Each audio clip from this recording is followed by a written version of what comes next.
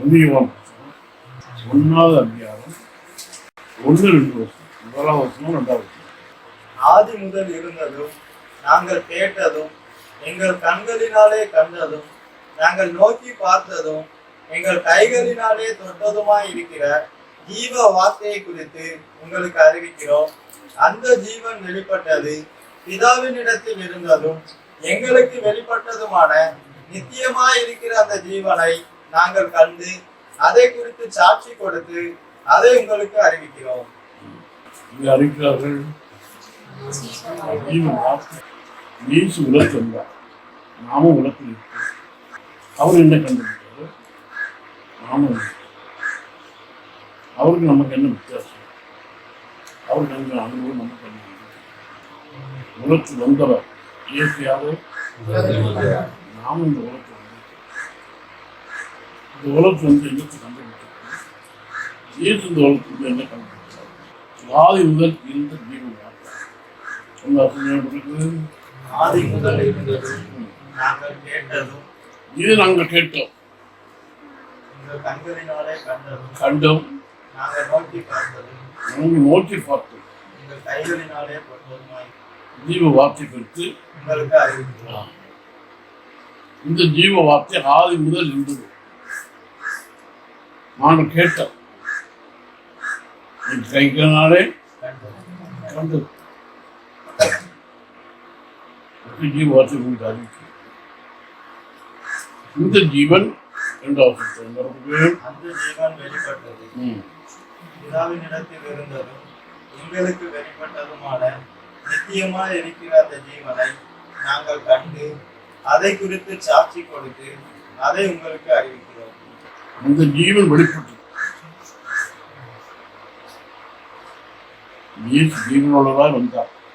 நாம் ஜீவனோட இருக்குமா, உயிரோடதா இருக்கு? ஜீவனோட உயிர் வேற, ஜீவன் வேற. நிச்சயமாக அந்த ஜீவனை நான் கண்டு அதை குறித்து சாட்சி கொடுத்து அதை உங்களுக்கு அனுப்பி இனியாக வாழ்க்கை ஆகும். இந்த ஜீவனை இயேசு நமக்காக கொடுத்தார். எல்லா கையிலும் கொடுத்தார். எல்லாத்திற்கும் உயிர் இருக்கு, ஆனால் ஜீவன் இல்லை. அப்போ நம் உயிர் இருக்குமா, ஜீவன் இருக்குமா? ஜீவன். இந்த ஜீவனை யார் கையில ஒப்படைக்கணும்? கர்த்தர் கையில ஒப்படைக்கணும். யாருக்கு மாற்றமோ அர்த்தம் அதான் தாழ்மையாக வந்தார். மரண பரியந்தம் தம்மை தாழ்த்தினார்.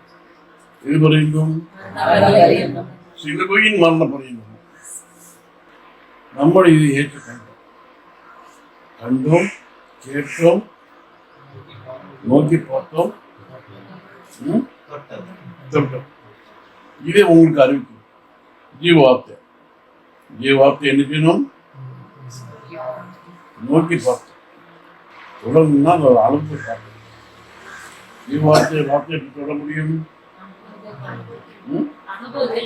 அனுபவத்தை அதே உங்களுக்கு அறிவிக்கிறோம்.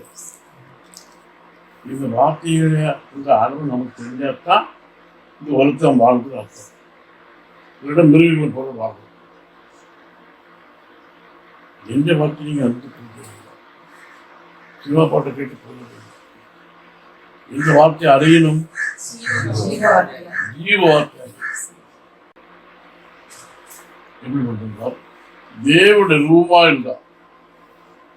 அந்த வருஷம் 2ஆம் அதிகாரம் 6 முதல் 9. அவர் தேவனுடைய ரூபமாய் இருந்தும் தேவனுக்கு சமமாய் இருப்பதை கொள்ளையாடின பொருளாக எண்ணாமல் தம்மை தாமே வெறுமையாக்கி அடிமையின் ரூபம் எடுத்து மனுஷர் சாயலானார். அவர் மனுஷ ரூபமாய் காணப்பட்டு மரண பரியந்தம், அதாவது சிலுவையின் மரண பரியந்தமும் கீழ்ப்படிந்தவராகி தம்மை தாமே தாழ்த்தினார். தம்மை தாமே தாழ்த்தினார். இதுவரையில மரண பரியந்தம் தம்மை தாமே தாழ்த்தினார். இதே போல் நம்ம வாழ்க்கை விட்டு பார்க்கணும். நாம் எதில் தாழ்த்துறோம்? தாழ்த்துறோமா? இயேசு உலகத்து வந்தார். அவர் மரணமடைந்து கீழ்ப்பிடித்தார். முதல் வார்த்தை நமக்கு இதுவும் மரணமடைந்து கர்த்தர் வார்த்தைகள் கீழ்ப்படி ஆவிலே என்ன இருந்தது? வார்த்தை இருந்தது, தேவனுடைய வார்த்தை. இந்த வார்த்தையை நாம் கீழ்ப்படித்தால் இயேசு கீழ்ப்படித்தார். இவர் எடுக்கிறாரா? அப்ப நம்ம எடுப்பாரா? எப்படி இருப்பாரு? நம்ம கீழ்ப்படியா? கீழ்படித்தான். ஏன் மனுஷன் மனுஷனா இருந்தா கீழ்ப்படி. பரலோகத்திலிருந்து இறங்கி பூமிக்கு வந்தவர் உன்னதமானவர். இயேசு உன்னதமானவரா? இந்த உன்னதமானவர் கீழ்ப்படித்தார், தம்மை தாழ்த்தினார். எதுக்காக? சம்பாதிச்சிருக்கா? நம்மளை மீட்டு இந்த உலகத்தில் இருந்திருக்கார். பாவத்தால் நிறையப்பட்ட உலகத்தில் சபிக்கப்பட்ட இடத்துக்கு வந்திருக்கார். பூமி சபிக்கப்பட்டிருக்கா? சபிக்கப்பட்ட இடத்துக்கு வந்துட்டார். சபிக்கப்பட்ட இடம் அங்க அவரு உயிர் வந்துட்டார், உன்னதமானவர் வந்துட்டாரா? அப்ப இவர் சாபம் ஆகுமா ஆகாண்டுவாங்க? நீ சொந்தம் எதுக்காக வாழத்து சம்பவிக்கிறது. இந்த சபிக்கப்பட்ட இடத்துல நம்ம மீட்டது. நம்ம வாழ்க்கை வேற, இயேசு அவருக்கு அவன் மாற்ற வேண்டும். மருளை இருந்து உயிர் வைத்தப்பட்டார். இயேசு உயிர் கொடுக்க வேலை மருளையில் வந்துட்டார். செலவு உயிர் கொடுக்கும் போது வரைக்கும் போச்சுருவாங்க. எல்லாரும் இப்ப இருக்குள்ள நான் பிரவேசிக்கிறேனே அந்த வார்த்தையை கேள்விப்பட்டீங்களா? மரணிலிருந்தும் பள்ளத்தாக்கிலிருந்தும் உயர்த்தவர். யோவான் சுவிசேஷம் 1:41. அவன் முதலாவது தன் சகோதரனாகிய சீமோனை கண்டு மேசியாவை கண்டோம் என்று சொன்னான். மேசியா என்பதற்கு கிறிஸ்து என்று அர்த்தமாகும். மேசியாவை கண்டோம்.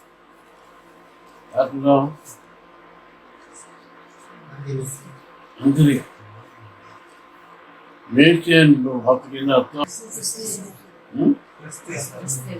கிறிஸ்து என்ற வார்த்தைக்கு என்ன அர்த்தம்? உயிர்த்தெழுந்தவர், ஜெயிக்கிறவர், உலகத்தை ரட்சிக்கிறவர். 1:41. அவன் முதலாவது தன் சகோதரனாகிய சீமோனை கண்டு மேசியாவை கண்டோம் என்று சொன்னான். மேசியா என்பதற்கு கிறிஸ்து என்று அர்த்தமாகும். கிறிஸ்து என்ற வார்த்தைக்கு என்ன அர்த்தம்? ரட்சிக்கிறவர், பாவத்திலிருந்து நம்ம ரட்சிக்கிறோம். அவன் கிறிஸ்டியன். கிறிஸ்துவ சேர்ந்தான். கிறிஸ்து மதம் இல்லை, நம்ம கிறிஸ்துவ மதத்துக்குள்ள வந்தோம். அப்படி சாத்தான் மதம் வேற, கிறிஸ்துவின் வாக்கு வேற. அதான் ஜீவம் பார்க்க எல்லாம் வழிய கிறிஸ்து மதத்தில் நம்ம சேரும். இன்னைக்கு நீ கிறிஸ்துவனா? இந்துவா? இந்துதான் இந்தியா காரணம். உலகத்தை ஜெயித்தோம். உலகத்திலிருந்து நம்ம ரட்சிக்கிறோம். இயேசு உலகத்தை ஜெயித்தாரா? மரணமே உன் கூரங்கே, பாதாளமே மரணத்தை ஜெயித்தரா? பாவத்தை ஜெயித்தவர் தான் மரணமே கூரங்கே. ஒரு குத்து அதாவது இந்த உலகத்து வந்தவர் ரட்சிக்கப்பட்டவர், ரட்சிக்கிறவர், அபிஷேகம். இவரோட அபிஷேகம்னா நம்மளோட அபிஷேகம். இவர்தான் உலகத்தை 1:41 என்ன பண்ணுறது? அவன் முதலாவது தன் சகோதரனாகிய சீமோனை கண்டு மேசியாவை கண்டோம் என்று சொன்னான். மேசியா என்பதற்கு கிறிஸ்து என்று அர்த்தமாம். உலகத்தை ரட்சிக்கிறவன் அர்த்தம். ரட்சிக்கிறவர் யாரு? மேசியா. கிறிஸ்து என்று ரட்சிக்கிறவர். இவர் உலகத்தை ரட்சிக்கிறவராக சபிக்கப்பட்ட இடத்தை உள்ளவர்கள் ரட்சிக்கிறதுக்கு வந்தார். அபிஷேகம் பெற்றவர் என்று புகழ்ந்து பாட்டார். தேவ தூதர்கள் பிறந்த உடனே இவர் குறித்து பார்த்தார். யாரு? மத்தேயு 21 அதிகாரம் 9. முன் நடப்பாரும் பின் நடப்பாரும் ஆகிய திரளான ஜனங்கள் தாவீதின் குமாரனுக்கு ஓசானா, கர்த்தரின் நாமத்தினாலே வருகிறவர் சோதரிக்கப்பட்டவர், உன்னதத்திலே ஓசானா என்று சொல்லி ஆர்ப்பரித்தார்கள். உலகத்திலே ஓசன் இவர் குறித்து பாட்டார். யார் பாடினார்கள்? ஜனங்களும் சேராபீன்களும் கேள்விகளும் இவரை குறித்து பாடம். தேவதூதர்களோடு சேர்ந்து பாடம். ஏசாயா புத்தகம் 6ஆம் அதிகாரம் 2-3 சேராபீன்கள் அவருக்கு மேலாக நின்றார்கள். அவர்களில் ஒவ்வொருவனுக்கும் அவ்வாறு செட்டைகள் இருந்தன. அவன் 2 செட்டைகளால் தன் முகத்தை மூடி, 2 செட்டைகளால் தன் கால்களை மூடி, 2 செட்டைகளால் பறந்து ஒருவரை ஒருவர் நோக்கி, சேனைகளின் கர்த்தர் பரிசுத்தர் பரிசுத்தர் பரிசுத்தர், பூமி அனைத்தும் அவருடைய மகிமையால் நிறைந்திருக்கிறது என்று கூப்பிட்டு சொன்னார்கள். யார் சொல்றா? சேராபீன், பரலோகத்தின் ஜீவிகள். இவர்கள் எல்லாம் சிறகு, 2 சிறகு, பறக்குது 2 சிறகு, நிற்கிறது 2 சிறகு, விரிக்கிறது 2 சிறகு. நமக்கு சிறகு இருக்கா? இந்த சிறகு இருந்தா தான் பரலோகத்துக்கு நாங்கள் ஜெயிச்சு வருவார். 20 மீட்டருக்கு வருவார், மத்திய ஆகை வருவார். அப்ப எப்படி இருக்கணும்? இந்த பூமிக்குள்ள சமைக்கப்பட்டு அவர் போய் அப்ப அதுக்காக சிறகு கொடுக்கணும், பறக்கணும், சிறகு அடிக்கணும். அப்ப குளிர் எடுக்கும். எப்படி அடிக்க? அவன் பறந்து போய் அடிச்சான். அப்ப அந்த நேரத்தில் நீ வரம் சொன்ன நமக்கு சிறகு கொடுக்கும். சிறகு உள்ளதான் அது ரொம்ப தடியா இருக்கும். பறக்கக்கூடிய அனுபவம் வேணும். நீர் வரான்னு சொன்ன என்ன அர்த்தம்? பறந்து போய் அதாவது சமைக்கப்பட்ட இடம் அது மகிமையா நிலைதான்.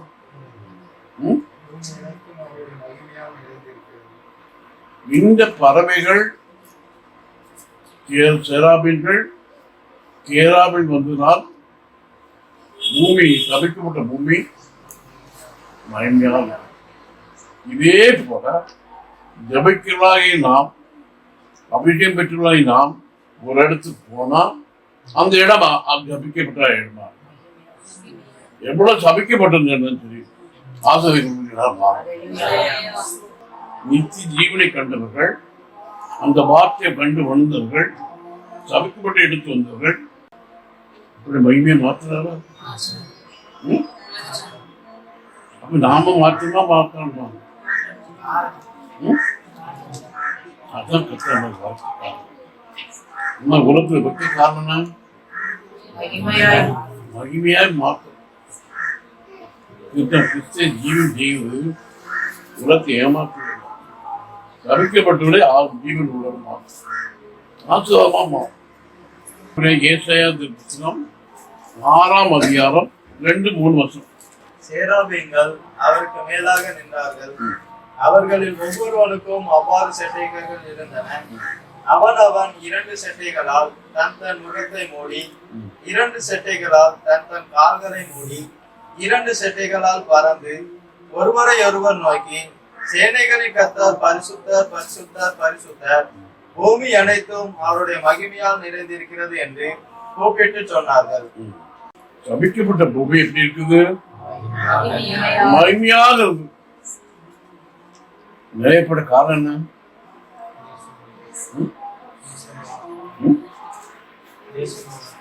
பரலோகத்தில் இருக்கிற பூமி பரலோகத்தில் இறங்கினவர் சேரா பெண்கள் பரலோகத்தோடு இது பரலோகம்.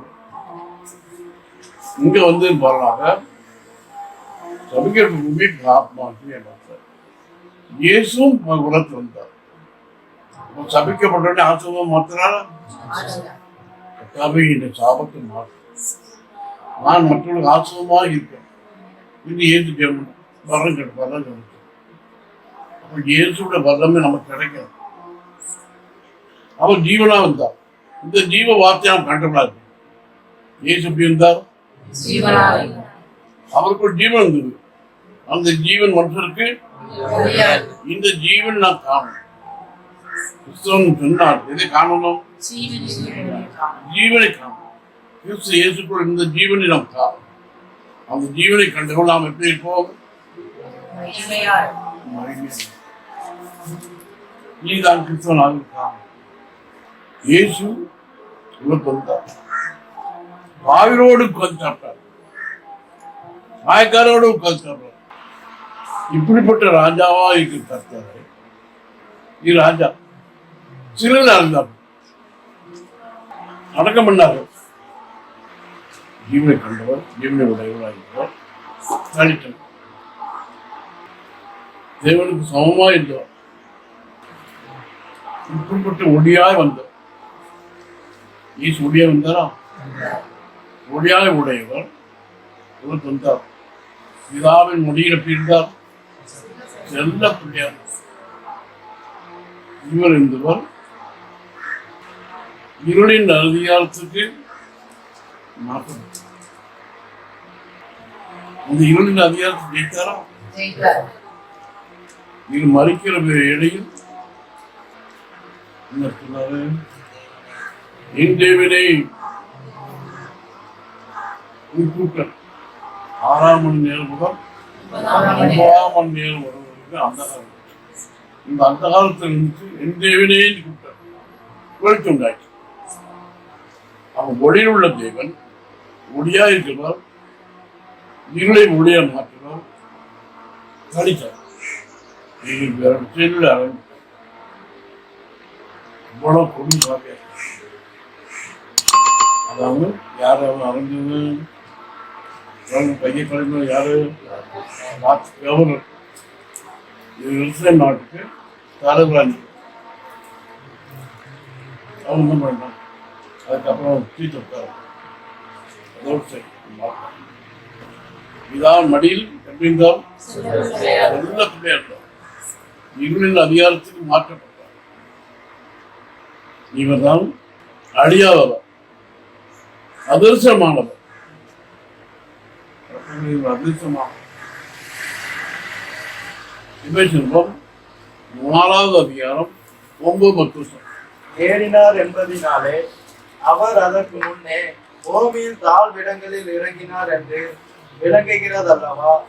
இறங்கினவரே எல்லாவற்றையும் நிரப்பத்தக்கதாக எல்லா வானங்களுக்கும் மேலாக உன்னதத்திற்கு ஏறினவருமாய் இருக்கிறார்.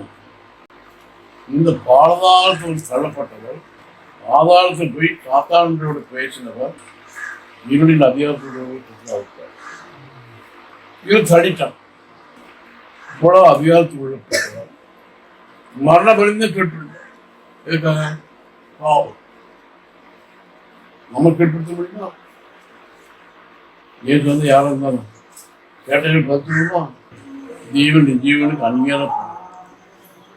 4ஆம் கான்ட்ராக்ட் என்ன பிறகு அவர்கள் புத்தியில் அந்தகாரப்பட்டு தங்கள் இருதய கடினத்தினால் தங்களில் இருக்கும் அறியாமையினாலே தேவனுடைய ஜீவனுக்கு அந்நியராய் இருந்தது. தேவனுடைய ஜீவனுக்கு அந்நியரம். ரோமர் 5ஆம் அதிகாரம் 5 இப்படியாக ஒரே மனுஷனாலே பாவமும் பாவத்தினாலே மரணமும் உலகத்திலே பிரவேசித்தது போலவும் எல்லா மனுஷரும் பாவம் செய்தபடியால் மரணம் எல்லாருக்கும் வந்தது போலவும் இதுவும் ஆயிற்று. எல்லாருக்கும் மரணம் வந்து காரணம் என்ன? ஆனா ஏன் பாவம் இல்லாதவராக இருந்தார்? இயேசு வருகிற வேலை எப்படி இருந்தால் வந்த பிறகு பாவம் செய்யாது. கபடு இல்லாத இவன் நமக்காக பாவமாக்கப்பட்டார். இவன வல்லமை ரோமருக்கும் 6:11. நீங்கள் உங்கள் அவயங்களை அநீதியின் ஆயுதங்களாக பாவத்திற்கு ஒப்புக்கொடாமல் உங்களை மரித்தோரிலிருந்து பிழைத்திருக்கிறவர்களாக தேவனுக்கு ஒப்புக் கொடுத்து உங்கள் அவயவங்களை நீதிக்குரிய ஆயுதங்களாக தேவனுக்கு ஒப்புக் கொடுங்கள். இவர் என்ன சொல்றாரு?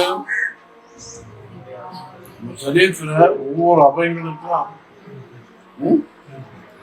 நாங்களே வார்த்தை இருக்குது. இந்த வார்த்தை கண்டாக்கலாம், தொட்டாக்கலாம், அப்புறம் நோக்கி கருதுறாங்க. இது அறிவிக்கிறாங்க, நோக்கி பார்க்கிறோம். இந்த ஜீவ வார்த்தை அறிவிக்கிறோம். இவன் இருக்கிறாங்க இப்போ சொல்லப்பட்டிருக்க உங்கள் அவயவங்களை அநீதியின் ஆயுதங்களாக பாவத்திற்கு ஒப்புக்கொடாமல் உங்களை மரித்தோரிலிருந்து பிழைத்திருக்கிறவர்களாக தேவனுக்கு ஒப்புக் கொடுத்து உங்கள் அவயவங்களை நீதிக்குரிய ஆயுதங்களாக நம்முடைய அவயங்களை போய் மாற்றணும். அந்த இதுக்கு ஒப்பு கொடுக்கும். தேவ நீதி செய்வதாக ஒப்பு கொடுக்கும். நீ கேட்டால் நம்முடைய சரித்த பாவம், நம்முடைய சரித்த நீதி ஆய்வுகளாக தேவனுக்கு ஒப்பு கொடுத்தா கர்த்தர் எழுப்பாரு. அப்படி ஒப்பு கொடுத்தா நம்ம நித்தியத்துக்குரிய மாற்றோம். யாரை முத்துறாரு? நமக்கு அறிவிக்கிறார். இந்த அபயங்கள் பாவை இறக்க இந்த இயேசு சமாதானம் இல்லாதவருக்கு சமாதானத்துக்கு நம்ம சமாதானம் இல்லாதவருக்கு சமாதானம் கொடுக்க வேண்டுமானால் எப்படிப்பட்டவர் இருக்கணும்? இது சமாதானத்தின் தேவன். போற இடங்கள்ல எல்லா இடத்துக்கும் பிரச்சனை உண்டாகும். எந்த பிரச்சனை ஆக்கி இது சமாதானம் உண்டாகும். ஒரு ஆளை வேதனைப்படுத்த வியாதியால் வேதனைப்படுத்த இவர் வந்து ஜெபம் சமாதானத்தின் தேவன்.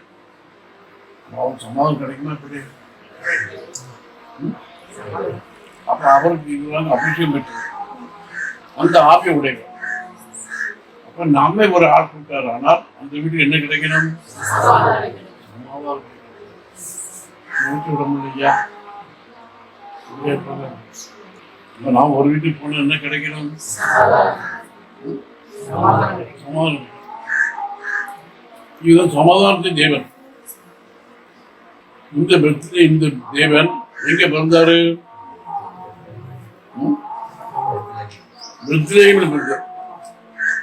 பிறகு காரணம் என்ன?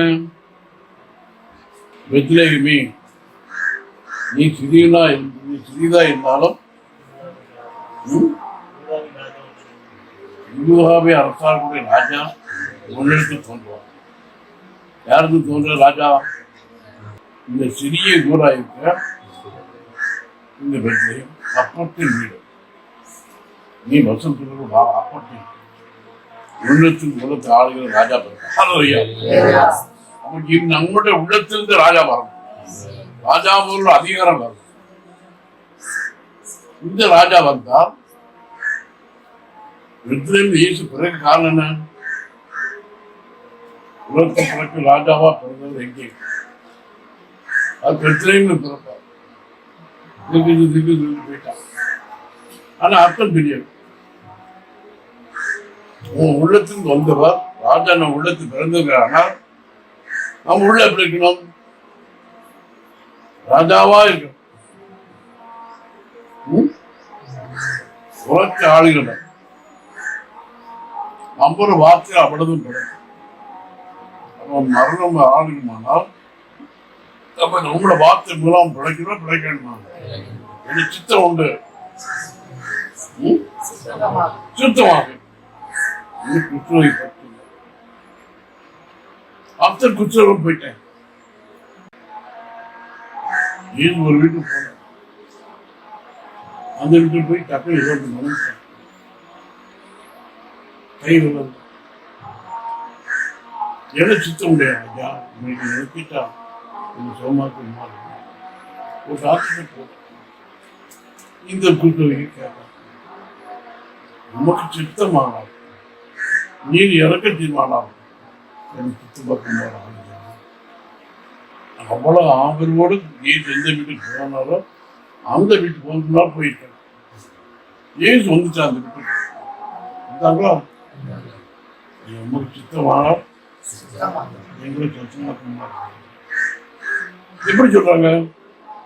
எனக்கு சித்தம் உண்டு சுத்தமாக சொல்றாரா? அப்ப என்ன பெத்லகேம் பிறந்தவா ராஜாவா வந்தவா இந்த அதிகாரம் இருந்தா அப்ப நாம் எப்படி பிறக்கணும்? நம்மளுக்கு வந்து நோக்கம் என்ன? ராஜாவா பிறந்திருக்கோமா? ராஜாவோட அதிகாரம் இருக்கா? சாப்பிட்டு அப்படி ஆவிக்கு வந்து போறோமா? ஈசு குலத்துல வந்தா ராஜாவா இருந்தா மரண பரிந்தும் கேட்டு சிலுவையில் மரண பரிந்தும் உன்னை விடுதலாக்கு எனக்கு அதிகாரம் சிலுவையில் அறைவதற்கு எனக்கு அதிகாரம். நீ தேவனுக்கு மாறலாம். நீ சொன்னாரா அவர் சிலுவையில் அறைய அதிகாரம் உள்ளவா? அப்படி வேணும் ஏற்று நட்டமா இருக்கு. இவர் உட்கார சொல்ற எனக்கு தான் அதிகாரம் உள்ளவா? அவன் உட்கார. எபிரேயர் 2ஆம் அதிகாரம் 16 முதல் 18 வருஷம். ஆதலால் அவர் தேவ தூதருக்கு உதவியாக கை கொடாமல் ஆபிரகாமின் சந்ததிக்கு உதவியாக கை கொடுத்தார். அன்றியும் அவர் ஜனத்தின் பாவங்களை நிவர்த்தி செய்வதற்கு ஏதுவாக தேவ காரியங்களை குறித்து இரக்கமும் உண்மையும் உள்ள பிரதான ஆசாரியராய் இருக்கும்படிக்கு எவ்விதத்திலும் தம்முடைய சகோதரருக்கு ஒப்பாக வேண்டியதாய் இருந்தது. ஆதலால் அவர் தாமே சோதிக்கப்பட்டு பாடுபட்டதினாலே அவர் சோதிக்கப்படுகிறவர்களுக்கு உதவி செய்ய வல்லவராய் இருக்கிறார். இந்த இயேசு சோதிக்கப்படுகிறவர்களுக்கு உதவி செய்ய வல்லவராய்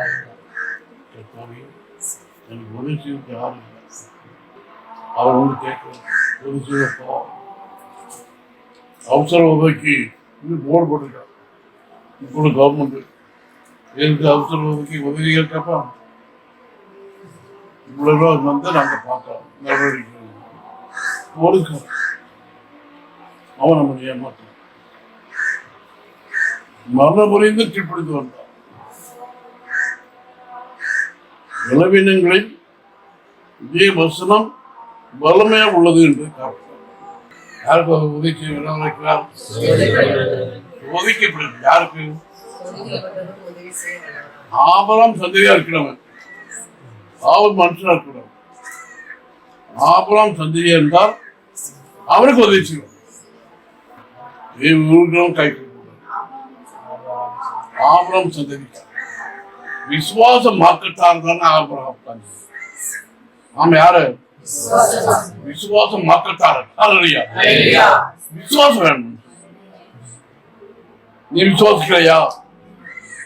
நீ சொந்தமாக வேண்டும் இருக்கிறையா? விருப்பம் இல்லாதான் சொல்லணும். இல்லைன்னு சொல்லணும். ஆபிரகாம் சந்ததி உலகருக்கு மரபுறைந்து கீழ்பட்டார். யாரு? இயேசு வல்லவா.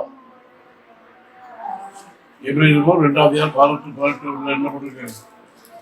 அவர் தேவதூதருக்கு உதவியாக கை கொடாமல் ஆபிரகாமின் சந்ததிக்கு உதவியாக கை கொடுத்தார். யார் கை கொடுத்தார்? அவரை எதுவும் கருத்து உதவி கொடுத்தாரா? உதவி செய்வாரா? உனக்கு உதவி செய்வாரா? அப்ப நமக்கு வேணுமான கருத்து உதவி செய்வாரா? செய்வாங்க. அப்ப நாம் என்ன அப்புறம் சந்ததியா இருக்கணும். லோத்து சந்ததி போட்டார். லோத்து சந்ததி என்ன செய்யணும்? வீடு வாங்க, சொத்து வாங்க, அங்கிட்டு கை கொடுத்தார். ஆபரம் சந்ததியா மற்றொன்று ஏமாற்றும். எபிரேயர் 7ஆம் அதிகாரம் 29-30. பரிசுத்தரும் குற்றமற்றவரும் மாசில்லாதவரும் பாவிகளுக்கு விலகினவரும் வானங்களிலும் உயர்ந்தவருமாய் இருக்கிற இவ்விதமான பிரதான ஆசாரியரே நமக்கு ஏற்றவராய் இருக்கிறார். அவர் பிரதான ஆசாரியர்களைப் போல முன்பு சொந்த பாவங்களுக்காகவும் பின்பு ஜனங்களுடைய பாவங்களுக்காகவும் நாள்தோறும் பலியிட வேண்டுவதில்லை. ஏனெனில் தம்மை தாமே பலியிட்டதினாலே இதை ஒரே தரம் செய்து முடித்தார். நியாயப்பிரமாணமானது பலவீனம் உள்ள மனுஷர்களை பிரதான ஆசிரியராக ஏற்படுத்துகிறது. நியாயப்பிரமாணத்துக்கு பின்பு உண்டான ஆணையோட விளங்கிய வசனமோ என்றென்றைக்கும் பூரணரான குமாரனை ஏற்படுத்துகிறது. வார்த்தையானவா அந்த வார்த்தை கிறிஸ்துவம் மாறிச்சு ஜீவனோட வந்தார். இந்த வார்த்தை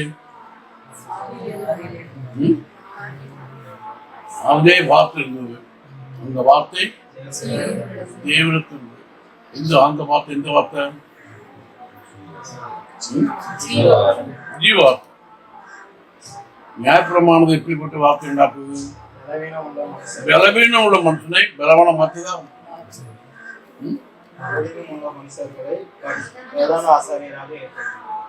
வருஷம் கொஞ்சம் நேரம் இப்ப சேர்த்துக்குவோம். வேற பிரதம ஆசிரியர் மாற்றம். இந்த சட்டம் அப்படி இல்லை. பலமுள்ளவர்களை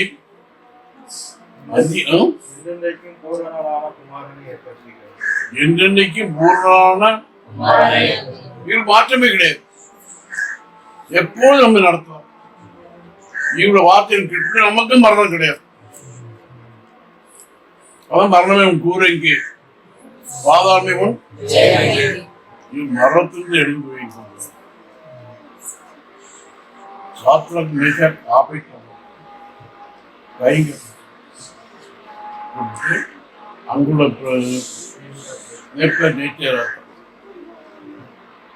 இப்பொழுது தாசர்களே நீங்க வெளியே வாங்க. நான் சட்டம் போட்டு நீங்க தயவு செய்து வெளியே வாங்க. இந்த அதிகாரத்தில் உங்களுக்கு தீயில போட்டேன். தீ உங்களுக்கு தொட்டுதா? ஏன்? இவன் ராஜாதான். இப்படிப்பட்ட ராஜாவர்களும் ஒவ்வொரு நாளும் ராஜாவை ஏற்பட்டு விளம்பின உள்ள ராஜாவா இருக்கும். நீங்க வெளியே பாருங்க. ராஜா கேட்கிறாரு,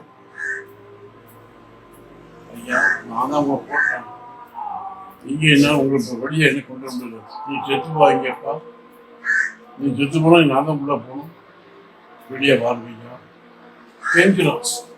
அவர் வெளியே வந்தாரு. முடி கடியிருக்காரு. ராஜாவோட அதிகாரம் என்ன? பலவீனம் மற்றும் ஞாபகமான அதிகாரம் என்ன? சத்தியத்துக்காக நிக்கணும். எதுக்காக நிக்கணும்? சத்தியத்துக்காக. நமக்கு ஏற்றவர் இப்படிப்பட்ட பிரதான ஆசிரியர் இருக்கணும்.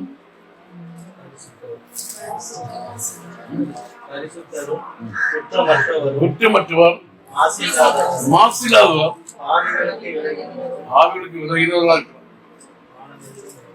வானங்களிலும் நமக்கு இப்போ அதிகாரம் உள்ளவர் வேணும்னால் பூரணமான குமாரை ஏற்படுத்தக்கூடிய அதிகாரிகளாகிய ராஜா வேணும். குமார் அபிஷேகம் பெற்று இது அபிஷேகம் பெற ஏற்பாட்டு கர்த்தனுக்கு ராஜா அதிகாரத்துக்கு இதுதான் அபிஷேகம் பெற்றோம். அபிஷேகம் பெற்றிருக்காரா? அப்ப நமக்கு பெற்ற அபிஷேகம் உலகத்தாரோட அபிஷேகம், பலனுள்ள அபிஷேகம், மருத்துவரை எழுப்பக்கூடிய அதிகாரம், வியாதி குணமாக்கூடிய அதிகாரம். அப்படிப்பட்ட ராஜாவோட அதிகாரம் தான் கர்த்தர் நமக்கு எல்லாரும் பார்த்துதான், இவரும் பார்த்துதான். சுத்தம் 1வது அதிகாரம் 76 முதல் 79 நீயோ பாலகனே, உன்னதமானவருடைய தீர்க்கதரிசி எண்ணப்படுவாய். நீ கர்த்தருக்கு வழிகளை ஆயத்தம் பண்ணவும் நமது தேவனுடைய உருக்கமான இரக்கத்தினாலே அவருடைய ஜனத்துக்கு பாவ மன்னிப்பாகிய இரட்சிப்பை தெரியப்படுத்தவும் அவருக்கு முன்னாக நடந்து போவாய். அந்தகாரத்திலும் மரண இருளிலும் உட்கார்ந்திருக்கிறவர்களுக்கு வெளிச்சம் தரவும் நம்முடைய கால்களை சமாதானத்தின் வழியிலே நடத்தவும் அவ்விரக்கத்தினாலே உன்னதத்திலிருந்து தோன்றிய அருணோதயம் நம்மை சந்தித்திருக்கிறது என்றார். சொல்றார். யார பார்த்து? சகரியா பார்த்து. இவன் பெற்ற பிள்ளை யாரு? யோவான் சாணகன். இவன் வந்து தீர்க்கதரிசி மாத்திரம். இந்த வாய் தீர்க்கதரிசமா மாறும், கர்த்தர் வாயா மாறும். அருணோதயம் நம்மை சமைத்திருக்கு. அருணோதயம் உன்னதத்திலுள்ள வல்லம். யாரை பத்தி யாரை சமைத்திருக்குது?